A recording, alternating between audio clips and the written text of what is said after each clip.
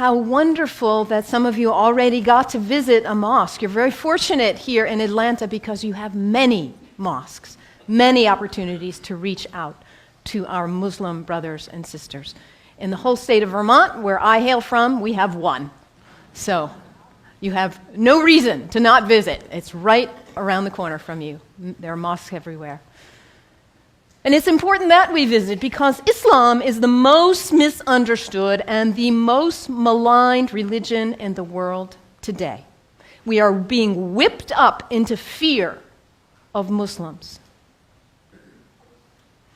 And when we are afraid, we're stupid, actually. We're operating out of just that reptilian part of our brain. When we're afraid, we don't have access to our higher functionings, our whole self, the power of the knowledge in our hearts, our whole being. We're resigned to a small place of living. Ali, the son-in-law of the Prophet, says, people are afraid of what they don't understand. So my hope today is to share with you a little bit about what I love about Islam in order to invite you to a place of more understanding and less fear. Islam is very practical. If you are looking for insights about how to live a good life, how to be a good person, Islam has wonderful gems to offer to you. One of the things I love most about Islam is that it invites us to be concerned about what is the most important thing in life. To get our priorities straight. What is it for you?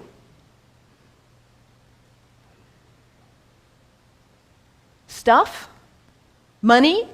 Power, prestige, family, kindness, service, love, art, compassion. What is it for you?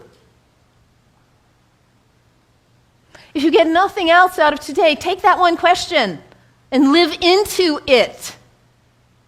And if you don't know the answer yet, find out.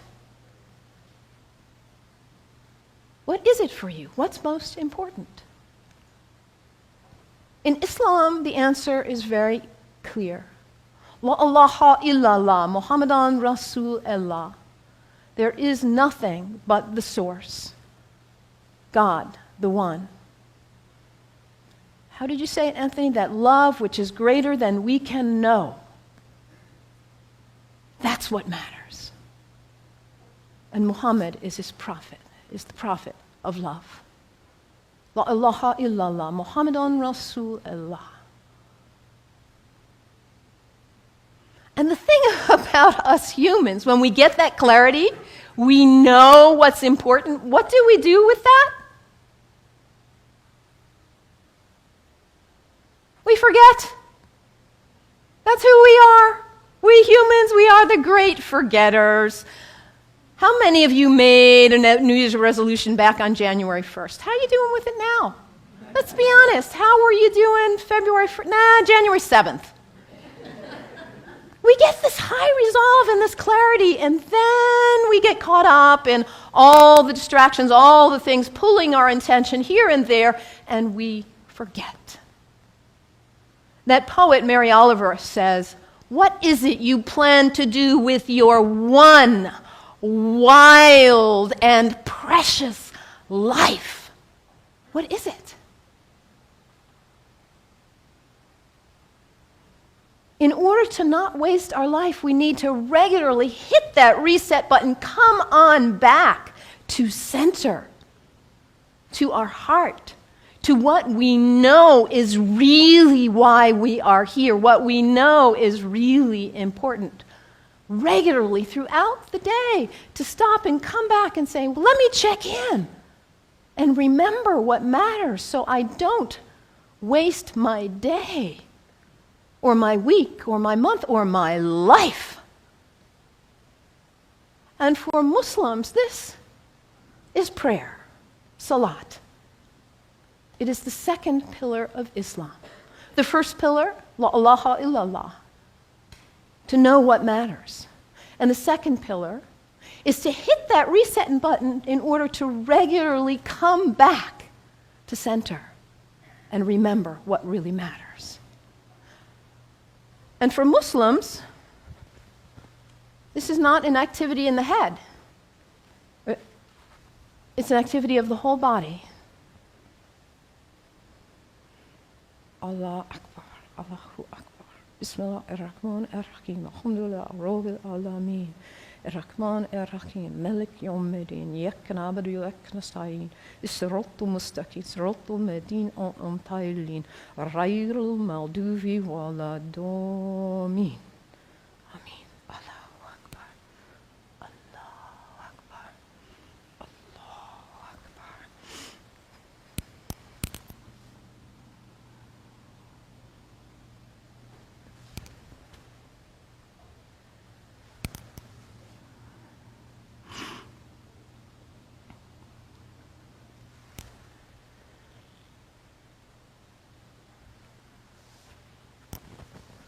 Can you imagine how limber you'd be if you did that 17 times a day? And it's done in the direction of Mecca, northeast, more or less. To hit that reset button in order to come back, to hear that voice still and small like we just sang about, to come back to what matters. So practical, I love that, the second pillar of Islam. Islam also reminds us to always be concerned about those who are less well off than ourselves. Over and over in the Quran it says, be concerned about the widows and orphans. Be generous. I brought some soup as a symbol of generosity, giving, donating to food banks, giving to people who need food. I think about Muhammad almost like a spiritual, a social genius. He himself was an orphan. By the time he was 6 years old, he had already lost both his parents. He knew marginality. He knew it. And what happens when there is imbalance in a society where there are some who have a lot and some who don't have enough? What happens here? Those who don't have enough are suffering, aren't they? Out of their lack of nutrition, food, healthcare, hygiene, educational opportunities, they suffer. And in their suffering, they may experience illness. Their illness doesn't stay there, does it? It spreads to the rest of the people. And in their need, they may choose to engage in criminal activity just to try to put food on the table. And that destabilizes the whole society when you have some without and some with too much. And what about the people with too much? Greed is spiritual bankruptcy. We cannot know well-being in our hearts when we are surrounded with too much while others are suffering. It creates instability. And Muhammad, peace be upon him, he was a spiritual genius, saying, let's bring it back into balance. Let's give. Let's be generous. And this is the third pillar of Islam, zakat, generosity. I love that about Islam. And I love, too, that Islam invites us to take a break from our habits. We humans, we're habitual creatures. We just are. We do something once, we do it again, we do it again. We just do. How many of you are sitting in the same seat you always sit in today? That's okay. Nothing wrong with that. We're creatures of habit. And if the habit's a good one, like brushing your teeth, wonderful. It strengthens you. Your habits can raise you up to give you strength and clarity to live your life on purpose with integrity. Or your habits can pull you down.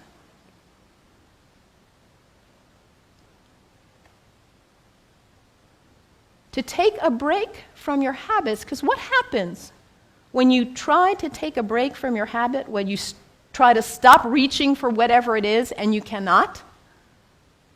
What is it for you? Coffee? Sugar?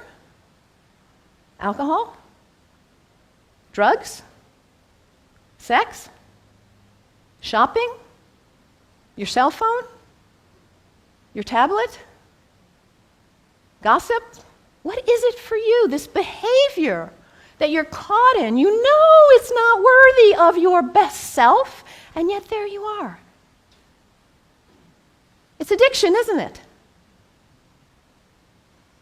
When we can't stop reaching for it, we can't stop doing it. And yet your life is so valuable, you matter. And to live your life on purpose and to cultivate the habits that raise you and strengthen you so you can be your most beautiful, best, loving, caring, giving self.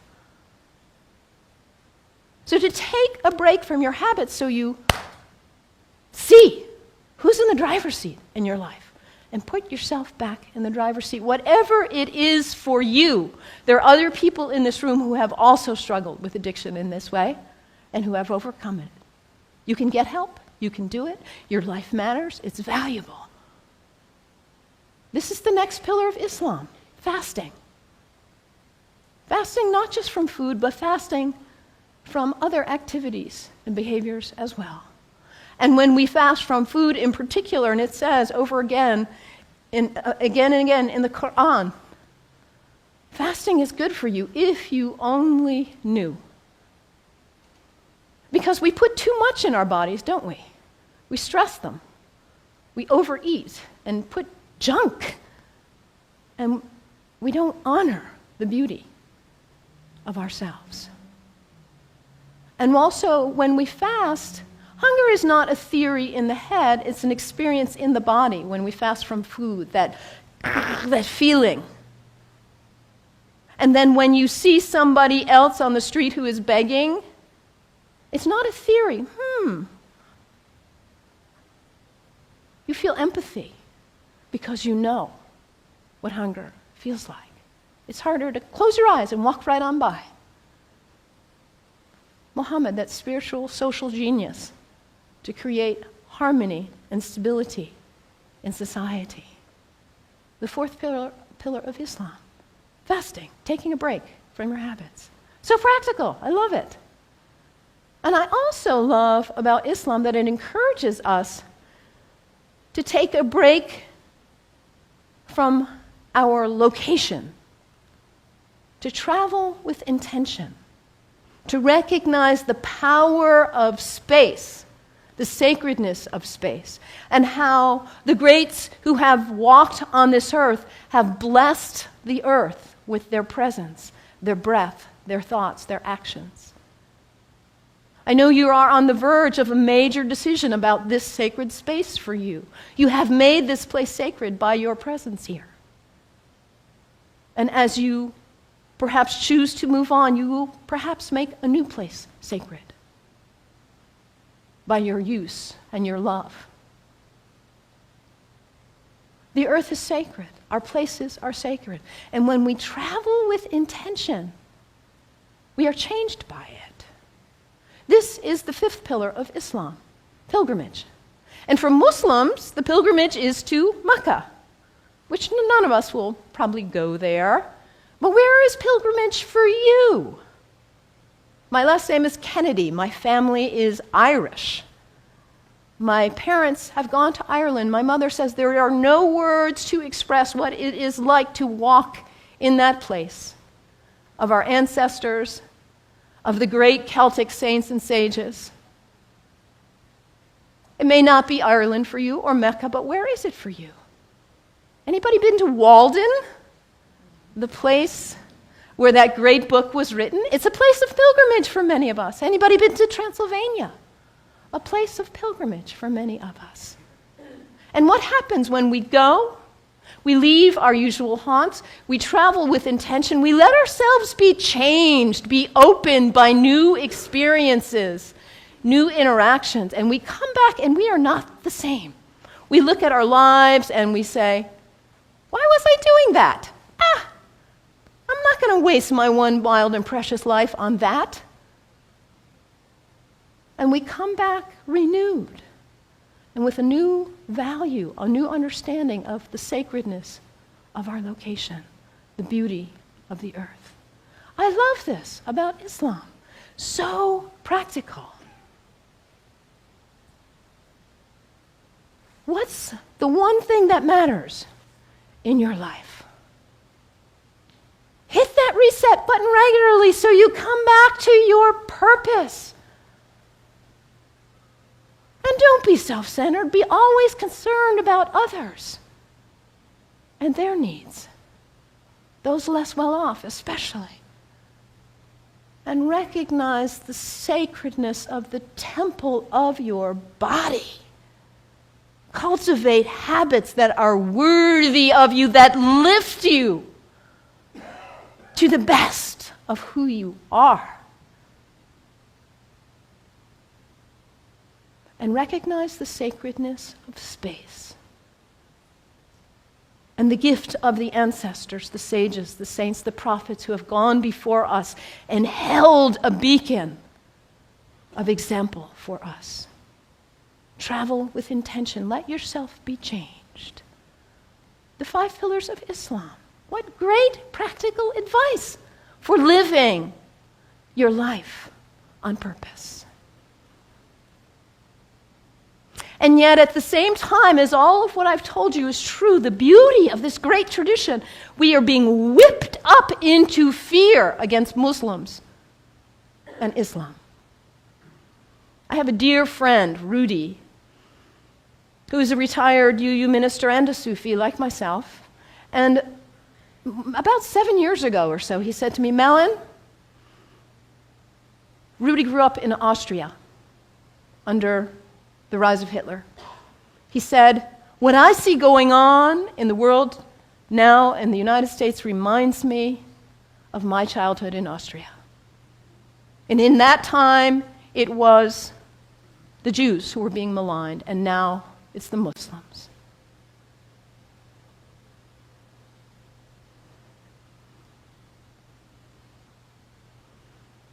Hermann Goering, the right-hand person of Hitler, a Nazi. In the Nuremberg trials, he said something like this: the people do not want war. That's a given. But the people can be brought to the bidding of their leaders. It works the same in all countries, whether it's a dictatorship, a democracy, socialist, doesn't matter. All you have to do is convince the people they are under attack, make them afraid, condemn the pacifists for being unpatriotic, and the people will come to the bidding of their leaders. We're in the midst of such a time. People are afraid of what they don't understand. I implore you, do not fall for this ruse.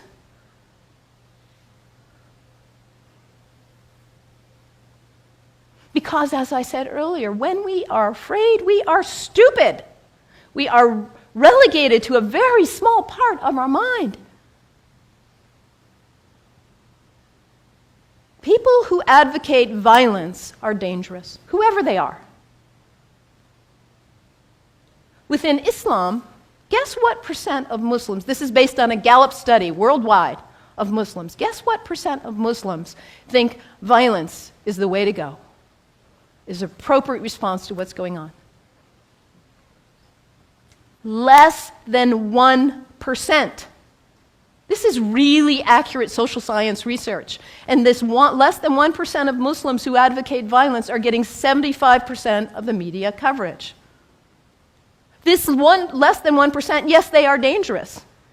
The fringe in any religion is dangerous, whether they are Christians or Jews or Sikhs, whoever. Folks who feel compelled to use violence. This minority in any religion is dangerous. When we hear about Christians, we know not to equate the minority who would bomb an abortion clinic with all of Christians. The same is true with Islam. This Less than 1% who would advocate violence, they do not speak for Islam. The people who speak for Islam are the people who are most concerned about living life on purpose. Not wasting your wild, precious life, but hitting that reset button, coming back to center. Being concerned about justice and everyone's needs. The true Muslims are the people who recognize the temple of the Holy Spirit, which is our body, and cultivate life and living and habits that are beautiful and worthy. The true Muslims are the people who respect the earth and the prophets from all traditions. So I implore you, you've got Muslim neighbors all around, go visit, make friends. Do not let yourself fall into this trap of being afraid of what you do not know. And take the example from the great tradition of Islam and live your one wild and precious life on purpose. May it be so. May it be so. Blessed be. Amen.